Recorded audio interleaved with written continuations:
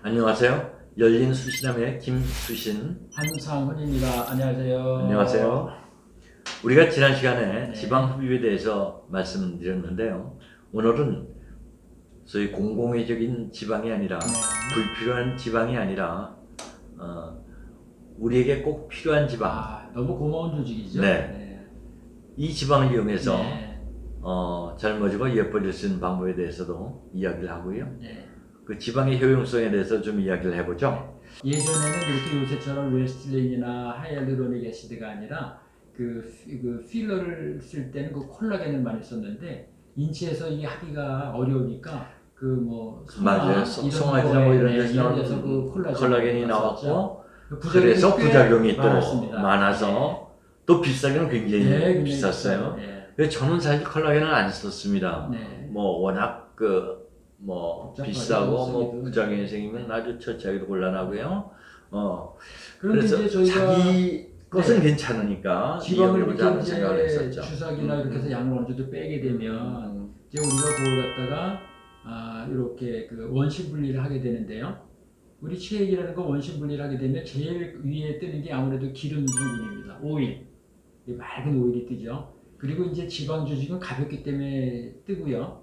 그 다음에는 우리 이제 체액 성분, 물보다 가벼운 게 지방이죠. 그러니까 지방이 위에 뜨고 체액 성분이 뜨고 제일 밑에 그 RBC 같은 그 적혈구 같은 적혈구가 제일 무겁습니다. 크고 그게 가라앉아서 우리가 원하는 거는 그 노란 액체가 아닌 그것은 이제 그 오일이 되니까 그 밑에 있는 순수한 지방만을 이제 정제해가지고 그것을 이용해서 지방 이식을 하게 됩니다. 근데 그 지방 이식이 지금 네. 말씀하신 대로 맨 처음에는 네, 버리다가 그렇죠. 그다음에 지방 이식을 하다가 세상이 자꾸 변하면서 최근 한 10년, 15년 전부터는 네, 소위 줄기세포가 네. 라는 이야기가 나왔죠. 줄기세포, 네. 지금 선생님 말씀하신 지방을 주사하고 했는데 피부까지 피부가 좋아졌다. 좋아질까? 네. 그런 데서 이제 아이디어가 나온 게 네. 줄기세포 이야기였던 그렇죠. 것 같고요. 이 지방 속에는 줄기세포들이 많이 있습니다. 네. 그래서 지방을 버리지 말고 줄기세포를 추출해서 또 쓰자는 네. 의견들도 네. 있고요. 그렇죠.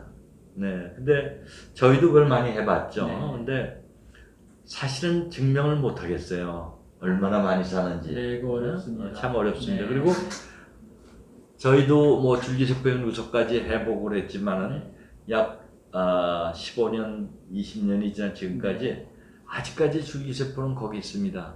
그러니까 지금 그 한번 미국 학회에서 네. 성형외과 의사들이 줄기세포 이야기를 굉장히 많이 하거든요. 네.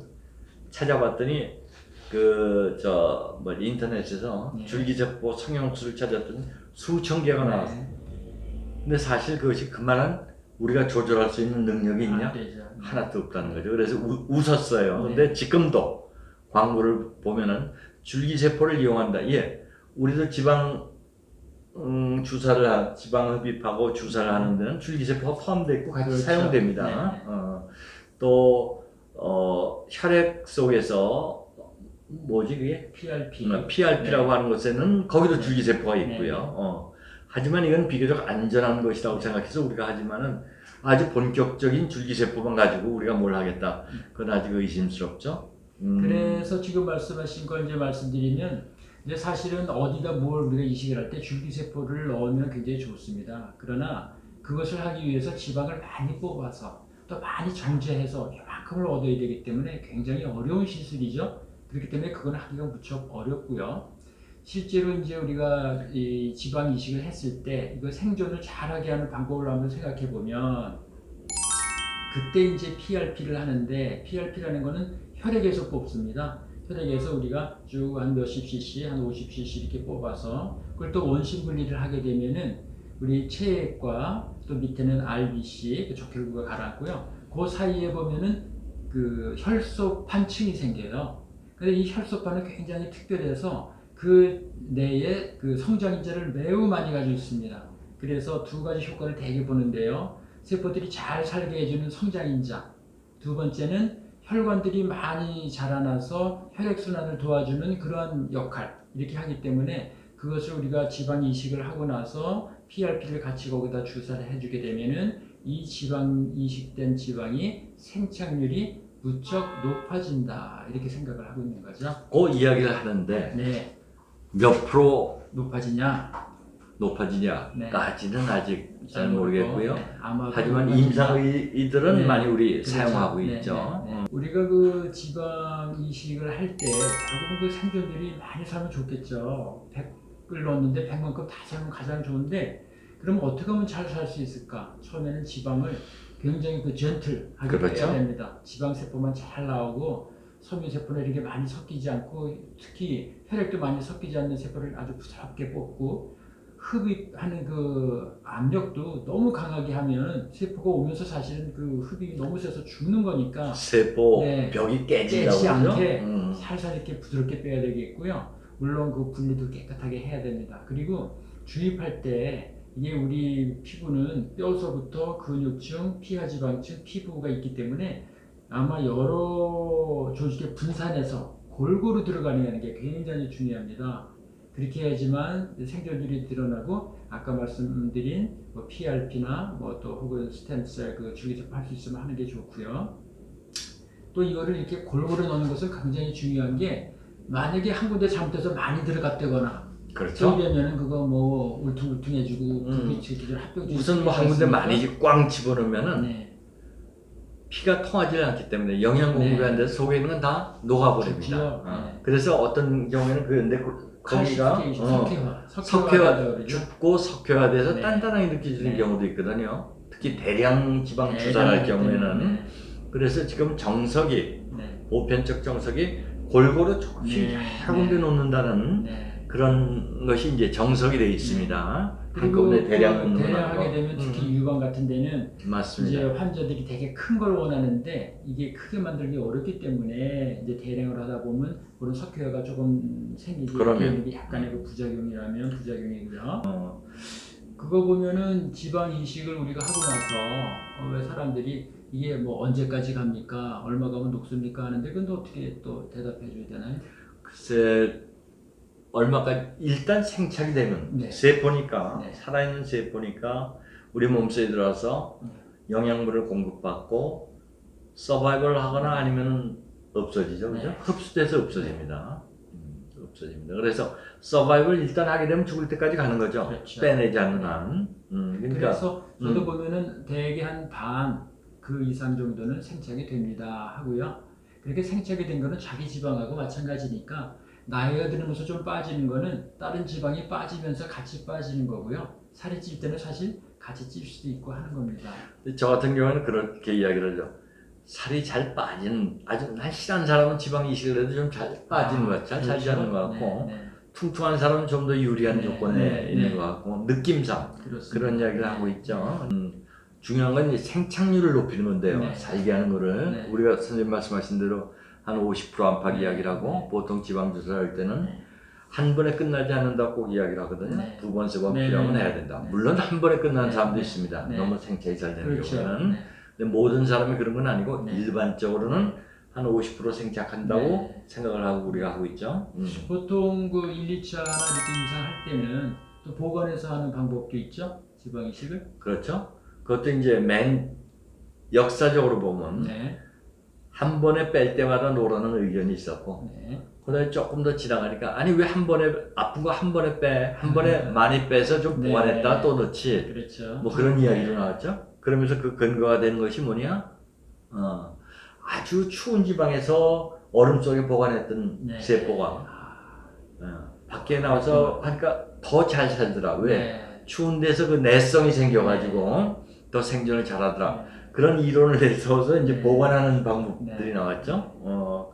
뭐 마이너스 17도, 뭐 20도 뭐 이 정도에서 보관해가지고 하기도 하고요. 수개월 정도 보관을 하는데 되게 그것은 이제 우리가 시술을 일단 하면은 거기에 부었다 가라앉아서 자리 잡는 게 약 한 달에서 길면 한 3달 일단 이렇게 지나야 되니까 그때 보고서 필요하면 조금 더 주사 맞으실 수가 있고요.